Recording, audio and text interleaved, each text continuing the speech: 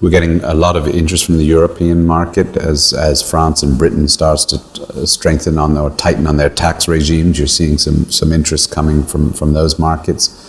As you know, Chinese are doing a tremendous investment here. We're seeing some degree of Chinese investment in the condominiums, which are part of the hotel development. So it's fairly strong at the moment.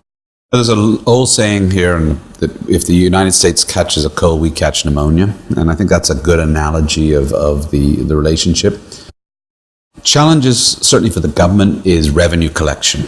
And I think that's going to be their biggest issue. As the Bahamas moves towards World Trade Organization status, we're going to have to shift from our duty collection, which is about 80% of our revenue, into a VAT combination of duty.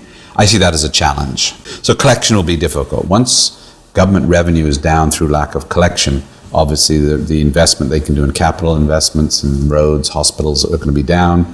The question of employing people is also going to be a challenge. So I see in the next year or two, there's probably a degree of skepticism of where the economy is going to go, because if you don't have that kind of revenue coming in, it's not going to happen. Traditionally, Bahamians don't have access to the credit. When we borrow, we have to borrow in B dollars.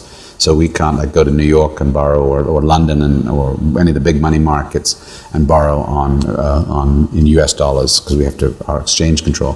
So that limits Bahamian investment. And in reality, there aren't that many Bahamians with that tremendous amount of wealth, or if there are any, or that time. So the investment will be a smaller.